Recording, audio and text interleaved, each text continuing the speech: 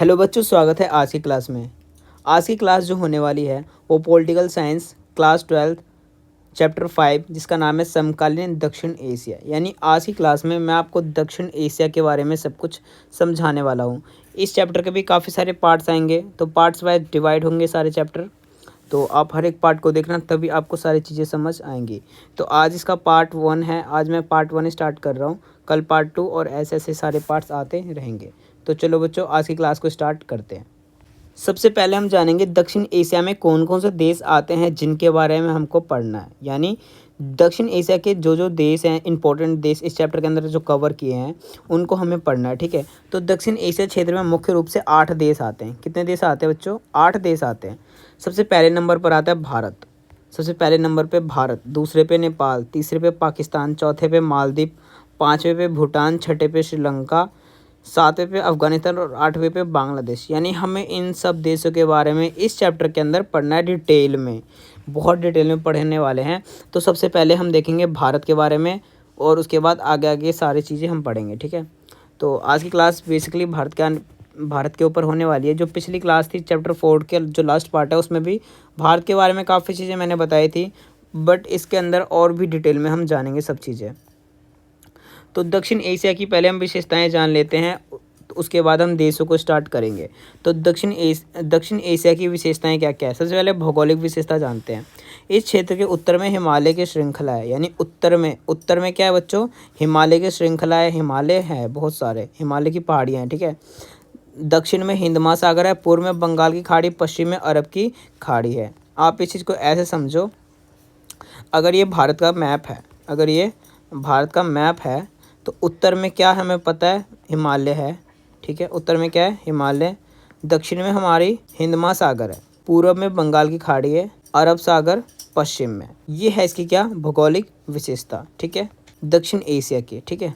तो इन विभिन्नताओं की वजह से यह क्षेत्र सांस्कृतिक और सामाजिक विभिन्नताओं से भरा हुआ है। अब इन्हीं विभिन्नताओं के चक्कर में जो यहाँ की जो सांस्कृतिक है, सामाजिक है, इनमें क्या है? विभिन्नताएं से भरी हुई है। यानी जितने ये 8 के 8 देश हैं ना, इन सब में आप देखेंगे अलग अलग कल्चर को फॉलो किया जाता है। तो इन्हीं चीज़ की वजह से यहाँ की जो सांस्कृतिक और सामाजिक है उसमें विभिन्नताएं भरा हुआ है काफ़ी ज़्यादा। तो अब मैं आपको राजनीतिक यहाँ की समझाता हूँ कि राजनीतिक व्यवस्था यहाँ पर किस प्रकार की है। सभी देश द्वारा लोकतंत्र का समर्थन है। यानी जितने ये 8 देश है सब जगह क्या फॉलो करते हैं? लोकतंत्र को फॉलो करते हैं। देश की राजनीतिक प्रणाली स्थिर नहीं है। यानी जो राजनीतिक प्रणाली है वो स्थिर नहीं है, गतिशील है, वो चलता रहता है।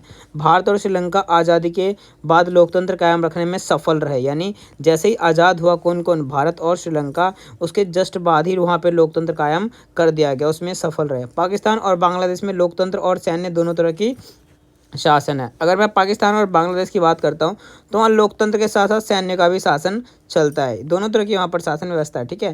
नेपाल में 2003 तक संवैधानिक राजतंत्र था। यानी 2006 तक नेपाल में राजा का शासन था, फिर वहाँ पर भी क्या स्थापित हो गया?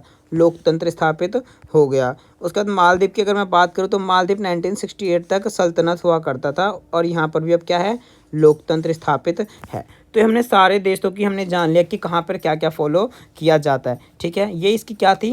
राजनीतिक विशेषताएं थी। अब दक्षिण एशियाई देशों की समस्याएं जान लेते हैं कि दक्षिण एशियाई देशों की जो समस्याएं हैं वो कैसी है। तो सबसे पहली जो समस्या हमें देखने को अक्सर मिल जाता है उसको बोलते हैं सीमा विवाद।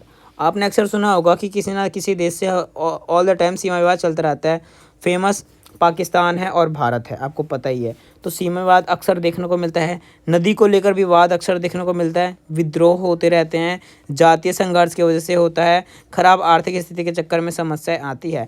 तो ये सारे 5 पॉइंट है जिस चक्कर में दक्षिण एशिया के देशों में क्या उत्पन्न होती है? समस्या उत्पन्न होती है, ठीक है। यहाँ तक क्लियर हुआ सब कुछ? मैं दोबारा रिवीजन करवा देता हूँ थोड़ा सा। यहाँ मैंने बताया आपको पहले दक्षिण एशिया के 8 देश। 8 देश कौन कौन से हैं? भारत, नेपाल, पाकिस्तान, मालदीव, भूटान, श्रीलंका, अफगानिस्तान, बांग्लादेश। ये 8 देश है दो दक्षिण एशिया के अंदर आते हैं। हमें इनके ऊपर स्टडी करना है।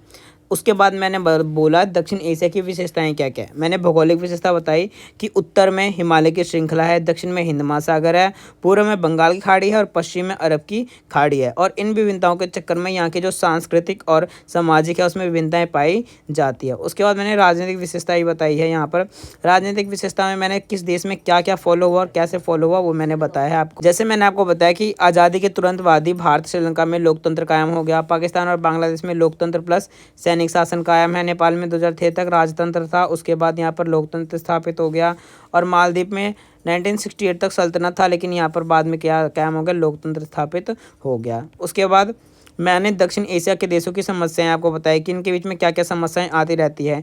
पहला बताया मैंने सीमा विवाद, दूसरा बताया नदी जल विवाद, तीसरा विद्रोह, चौथा जातीय संघर्ष और पांचवा खराब आर्थिक स्थिति। ठीक है, तो बच्चों एक काम करते हैं, आज की क्लास को हम यहीं पर एंड करते हैं। कल मैं आपको पाकिस्तान से स्टार्ट करूंगा, डिटेल में सब कुछ बताऊंगा आराम से। ठीक है, आज की क्लास को मैं यहीं पर एंड करता हूँ। और वीडियो को लाइक करके चैनल को सब्सक्राइब कर लेना, ताकि कल जो जैसे मैं वीडियो डालूँ नई वाली वो आपको सबसे पहले मिल जाए। Thank you so much.